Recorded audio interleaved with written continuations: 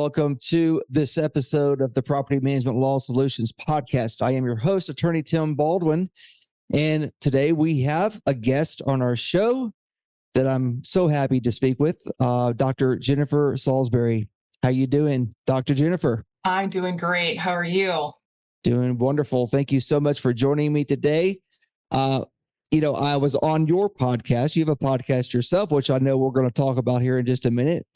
But we had such a good time with you on that show that I wanted you to come onto my show. So happy to have you with us today. And if you would, just tell the folks about yourself a little bit so they can get to know you, and then we'll dive into what we're going to talk about today. Perfect. Well, my podcast is called My Life As A Landlord, and people ask us all the time, how on earth do you live in Maui and then you boat in British Columbia during the summer and you hunt and travel and then, we're in Texas and we're all over the place because our business is fully mobile. And the truth is that we started in Canada, we ended up in Hawaii, and we do rentals on both sides of the border. And I focus on how do we overcome awkward conversations and best practices of, even though it may not be in tenancy law, what's a good idea of landlording items? Hence the name My Life As A Landlord for the podcast and for all our resources. And so that's what we do, is we really showcase globally on what are some of the best ways to approach landlording, get into landlording, realize landlording's maybe not for you.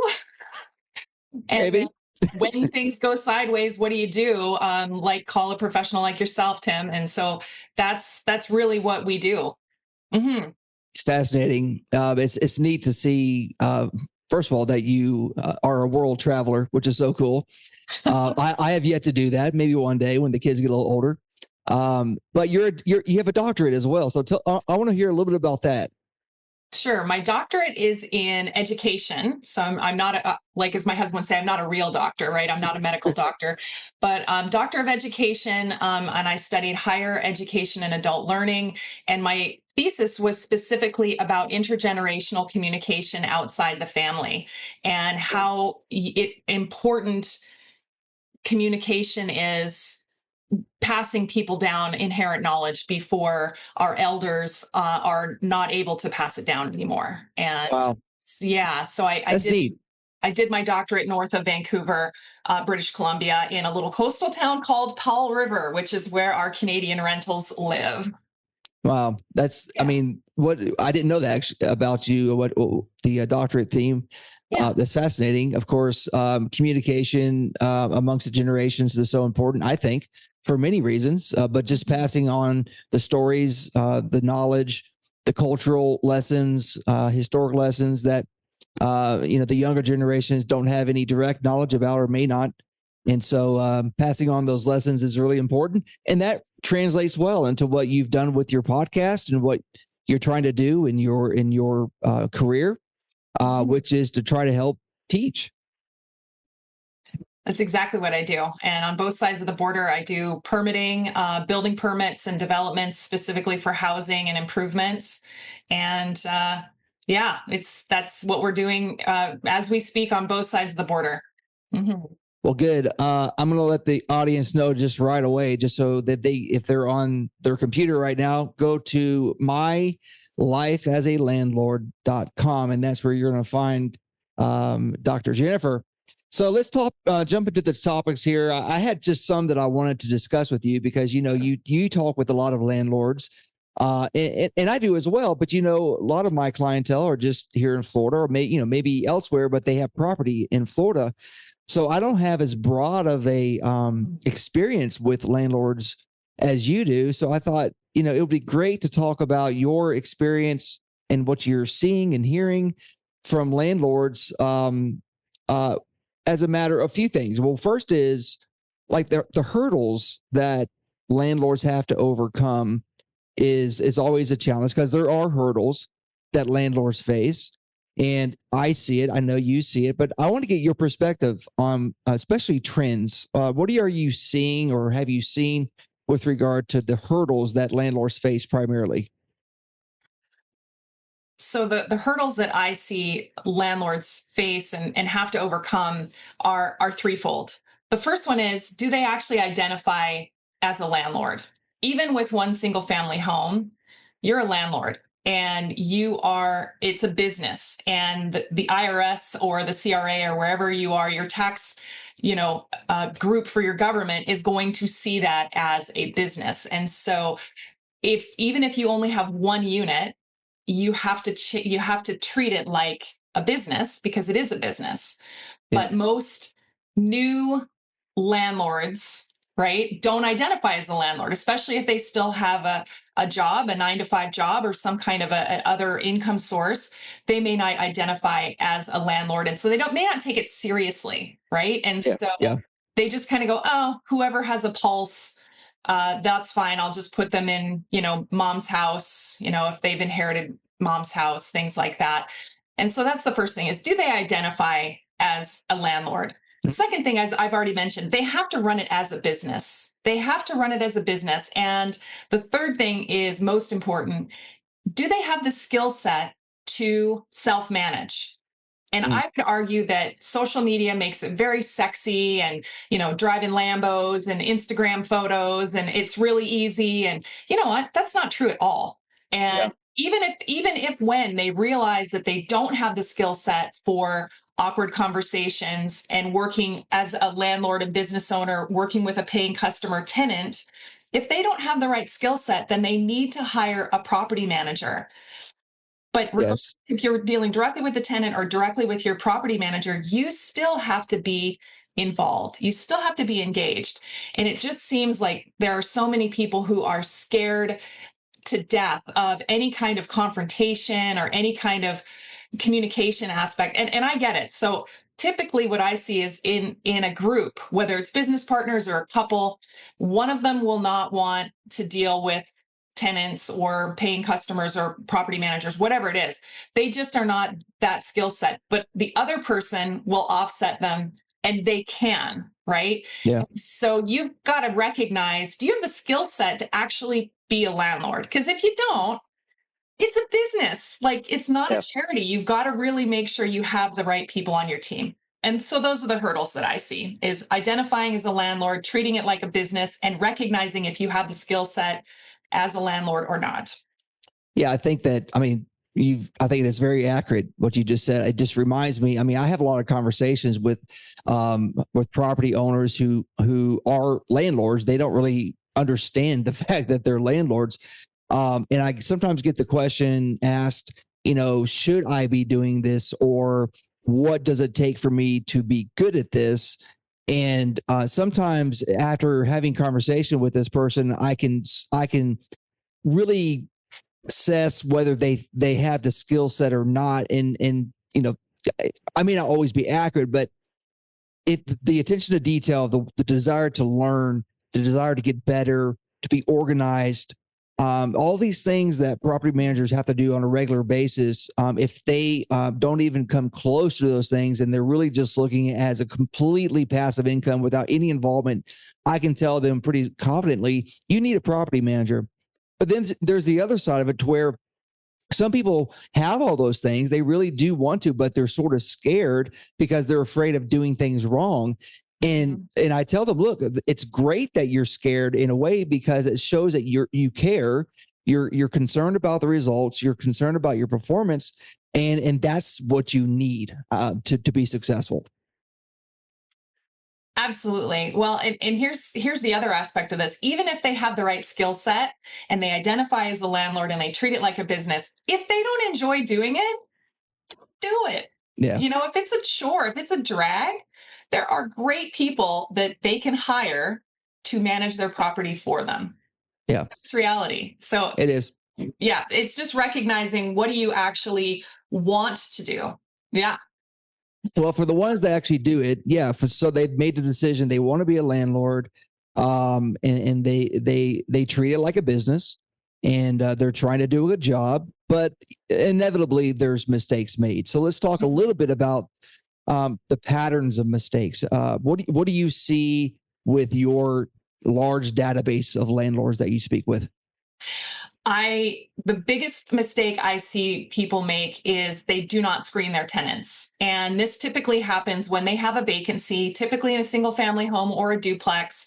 Their mortgage payment is coming due and they are panicking, or it's been vacant for months and they're marketing and they can't find, good applicants or whatever it may be. And so what they do is they just take whoever comes in the door with money and they get them in, and all that does is make it 10 times worse, because typically if they are not screening their tenants, then they're not going to behave and or not pay, cause usually damage beyond normal wear and tear in the unit.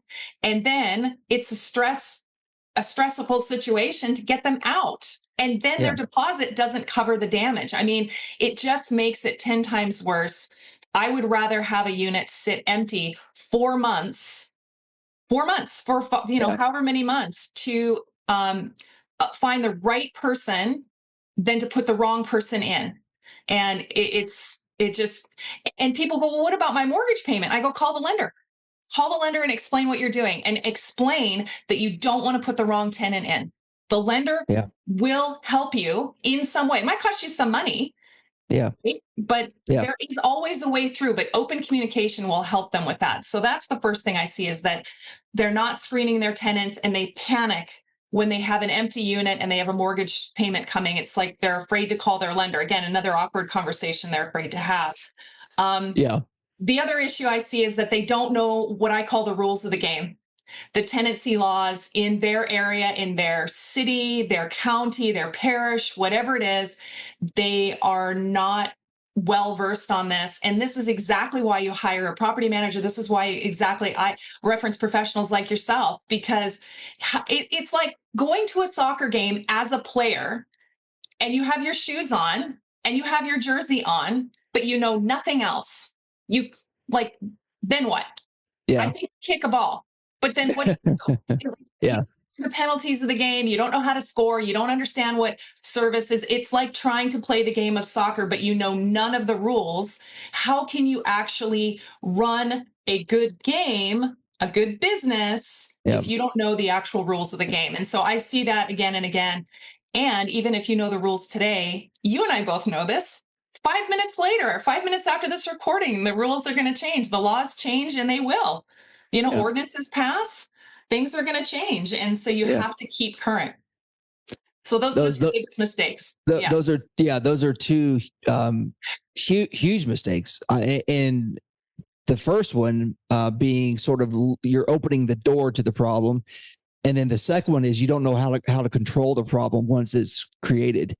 Those are the two points of the impetus, if you will, for those problems to happen. So the screening part is a really big one. And in the screening aspect, some people think that it's just a matter of maybe using an app or some software program to do screening, which is good. I mean, a lot of the information that you get is pretty standard.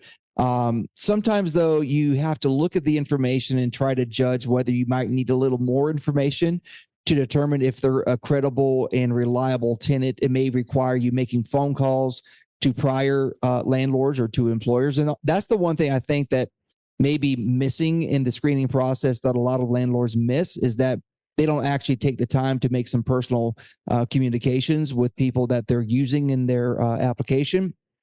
And so having those conversations, it's kind of like when you hire an employee sometimes, is that, you want to be able to talk to the prior employer to say, hey, was this person good? Do you have any problems with this person? That sort of thing. So it's the same sort of concept with tenants, and perhaps it's even more so important with a tenant than even an employee.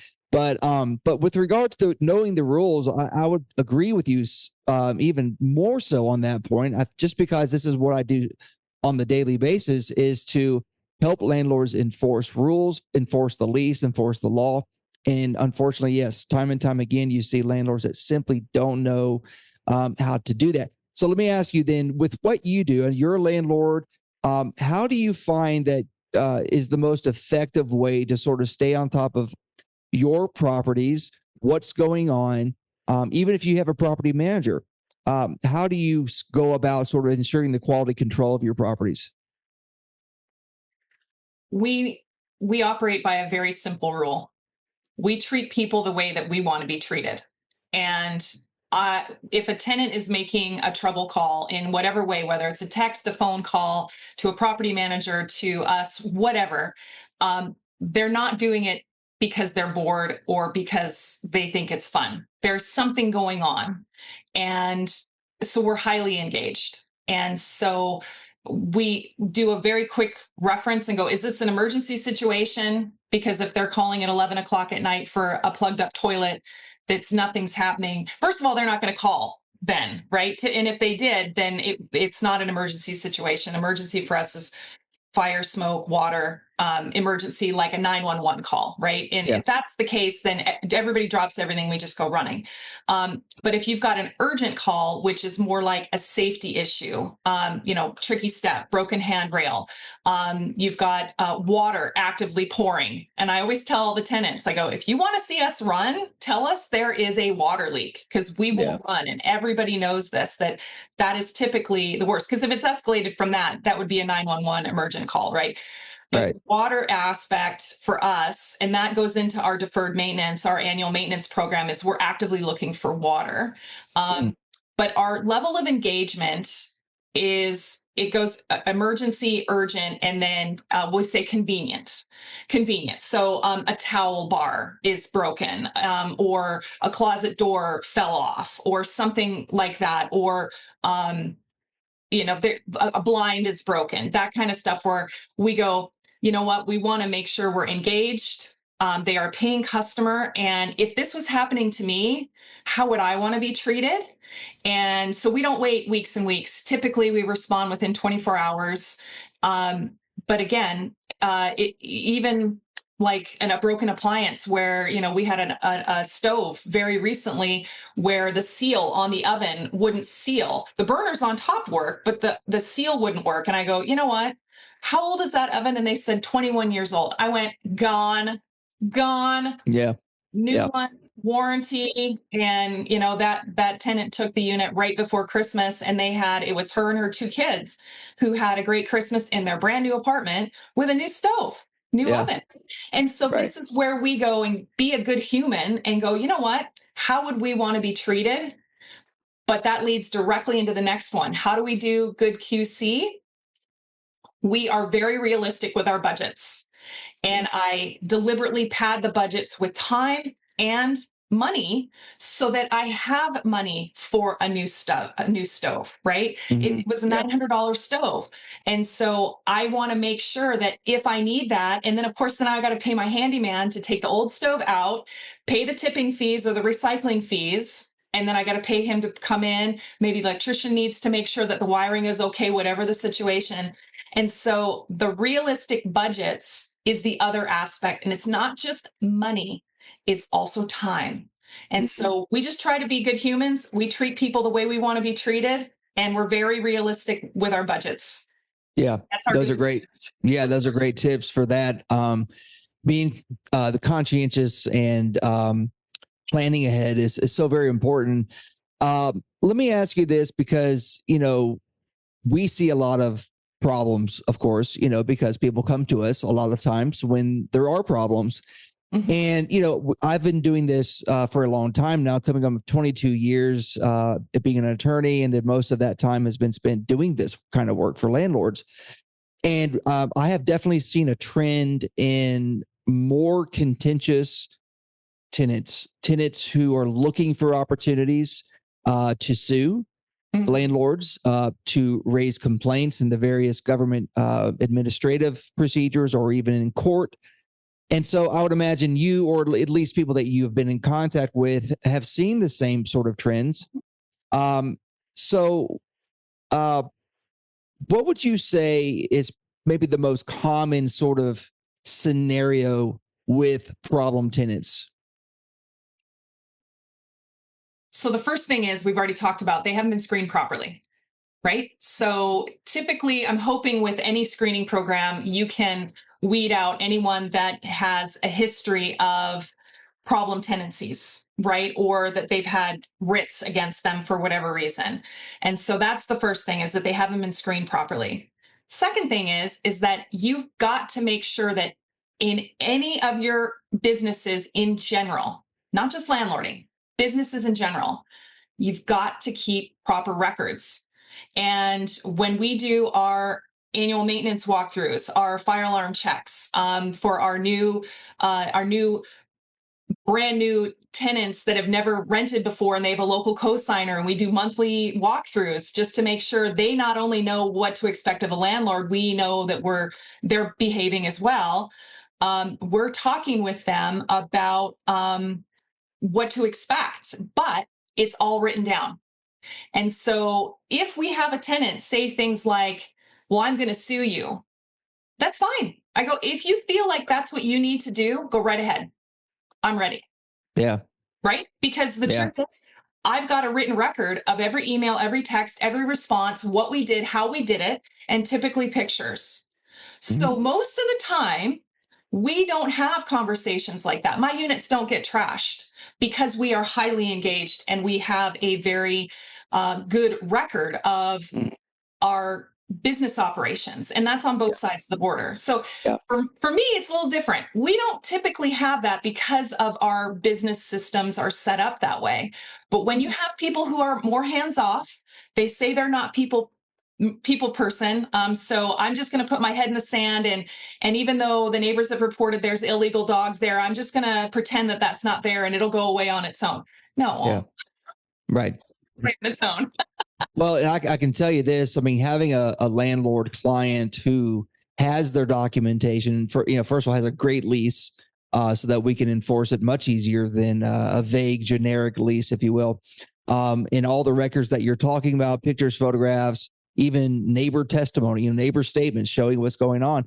That type of evidence is critical, because when there is a legal issue that arises, and let's say that the tenant even has an attorney on their side, we're able to put those cases to bed much quicker when everything is lined up properly. The problem really can become, out of control sometimes, in a sense, when you don't have any of that information, and all it is just his word versus your word, which could be problematic. So what you're saying is so very important and valuable to those that are listening. The other thing that I warn people who are friends and family who approach me because they know what we do, when they need housing, I will let them know they're entering my business and they get no special treatment. They are going to be treated as a tenant. Do not expect special treatment because I can't. It's my business. And so sometimes they will proceed with caution because they know how, we set up our systems, our leases, our whole feedback loop. And then most of the time, they do not want to become our tenants, and that's fine. That's their choice, because I think that's a trap that a lot of people fall into, especially new landlords who perceive this as easy. They go, "Oh, my sister's kid needs a place. I'll just put him in, and it'll be great, no problem." Yeah. Until he doesn't pay, doesn't behave, causes problems, parties at midnight, cops there, whatever it is. So renting to friends and family, just with this connotation that there's some kind of preference, it's your business. And if people can't treat it as their business, they shouldn't be landlords. Yeah. Well, making in general, just so you know, I mean, I know you do know this, but for those listening, the more exceptions you make in that business, in the landlord business, is it sets you up for challenges later on down the road. And it could be based, a fair housing discrimination lawsuit, or even just whether or not you do in fact follow your own practices and procedures. So, sticking to the script, so to speak, is important. It can keep you out of a lot of trouble in the future. So what you're doing there is also a great idea. What would you say, Dr. Jennifer, about, we have this other topic here about excuses that you've seen landlords give for not landlording properly? I see a lot of people, it's just really convenient to keep it as it was. Well, that tenant was in when I bought it, so it was just easier. It's a handshake deal. We don't have a written lease. Or, like I had mentioned, friends and family. I just see excuses where it's like, you know what? I didn't want to deal with my sister or my family member or my whatever, or even better, it's in Florida and I'm in Hawaii. So I'll just let Florida deal with itself and they can send me the receipts for whatever repairs they need and I'll just pay it. Mm. And this is where, if you're going to have rentals, you have to have someone engaged. And if it's not you as the owner, then it's got to be the property manager. But Yeah. you still have to monitor the property manager as well. And I think that's fair in any business. Yes. Well, and a lot of out-of-state landlords do have property managers for that reason. But I can say that on that point, I think it's important to know for landlords that when choosing a property manager, because it's difficult to determine, whether they're good or not, especially if you don't live there locally and all you're looking at are Google reviews or whatever.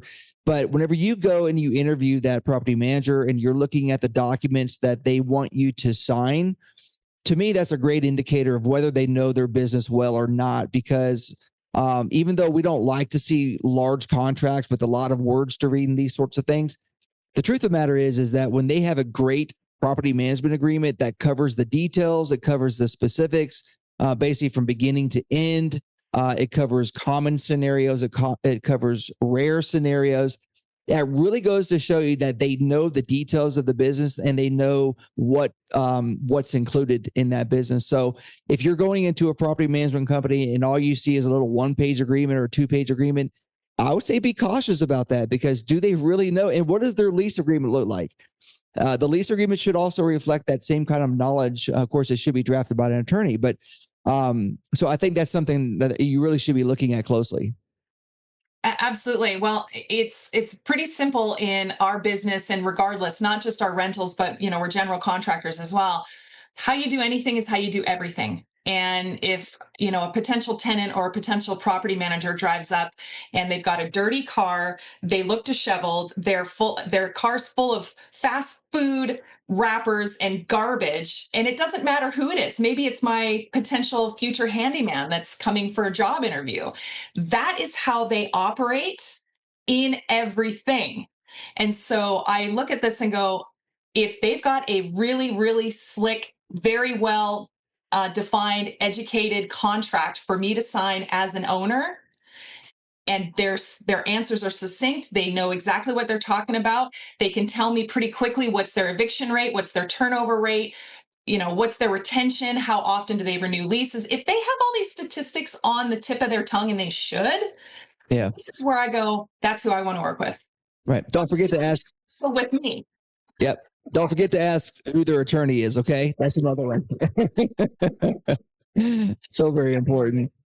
So I want to kind of sort of end this last little bit of the podcast here with a little bit more about your podcast and even your website and people you connect with and sort of what that ecosystem looks like in your world. Share a little bit about that too. Well, because my podcast is called My Life as a Landlord, and we've got over 200 episodes in the library, and it's growing every week, we are focusing in 2 areas. One is, what does the landlording life look like as a general contractor, as a housing provider, as a developer? We talk about all kinds of weird tenancy things, like what happens when a tenant dies in a unit? How do you deal with that? What about abandoned property? But we also talk about the nightmare that is building permits in the state of Hawaii. And I'm on the governor's task force. So I've actually started a 3-part series about that. Wow. But there's a lot of people who are looking more and more for their local area. And so I've started, I've started a new aspect, which is called location specific. Ooh, sorry. It's okay. Happens to the best of us. Location. Oh, goodness sakes. Location specific episodes. And so what I do is once a quarter, I will release 10 or 12 location specific episodes that are somewhere between 40 and 60 minutes. And it answers 4 questions about a state, province, whether it's in Canada, US, Australia. By the end of the year, I'll be in Europe. And we talk about what are the basics of tenancy laws? What are the nuances? What do you do? How do you even approach abandoned items from a tenant? And then if you are stuck, how do you even start to get help in that area? And this is where I point them to people like yourself, Tim. And I've done I've done Florida as well. And this is where it's just, hey, you guys need a starting point. If you're looking at buying rentals in, goodness, Oklahoma, let's say, or Yeah. New Brunswick, whatever, where do you even start? And Right. this is an idea where it's, and I just have tons and tons of hyperlinks, but it's all over the place of going, here's practical words, here's awkward conversational words. I love having guests on like yourself. And we just talk about all kinds of aspects about landlording, and we speak in facts, really, Yeah. because including drama and including all kinds of, I feel this and this is causing me to stress. That's great. I'm sorry. Money doesn't care about that. Yeah. And Yeah. so that's where my life as a landlord, we can do a bunch of different broad spectrum things, which is why we have 200 episodes in the library. Yeah. No, that's excellent. That's excellent. I mean, I think landlords, once they really understand, first, it's a business like you were talking about earlier, but these are contracts. These are legal contracts that the body of law that governs that jurisdiction is going to control. So there's really no room for emotion. And I don't want to sound cold and callous about it, but there really isn't. You have to know what the business is about and how to make that business successful, and you have to know what the laws are, because that's what matters at the end of the day. So hitting the ground and using the groundwork is so important. Absolutely. Absolutely. I enjoy being a landlord, and I enjoy our tenants, and I enjoy being a good human and doing things like every one of our tenants gets a gift card to a local grocery store. So not only am I supporting local providers, local suppliers, I'm also empowering the tenants, and we thank them. We thank them for letting us know about whatever is their trouble call, because typically we find that tenants don't see things. It doesn't occur to them to let us know. And so when they call, we will ask them, is there anything else we need to look at? Is there anything else that you need us to look at while we're here? Is everything working the way it should? Yeah. And most of the time they'll say yes, but every once in a while, you know what? Now that you're here, let's take a look at whatever. Yeah. There you go. Those are great lessons, and they're great lessons from someone who clearly has a lot of experience around the world, and an educated person who is not only driven by the money but also by doing things the proper way, which is a great balance in this business to be a landlord that way. So that's excellent. So I'm going to, I think, conclude this by just again pointing the audience to your website, which is mylifeasalandlord.com. And I'm looking at it now. There's a lot of information here. Her episodes, her podcasts, resources, all kinds of stuff there. So check that out. And I will put this information as well in the podcast notes so everybody can easily reference that. And so that's going to be it for today. Again, thanks so much for joining me today, Dr. Jennifer. I greatly appreciate it. Thanks for having me on. Absolutely. We'll talk to you soon. And everybody, thanks for listening to the show or watching. Make sure you follow us and like or follow and comment or whatever it is you got to do on social media to keep up with this podcast would be great. So thanks so much, and we'll see you on the next one.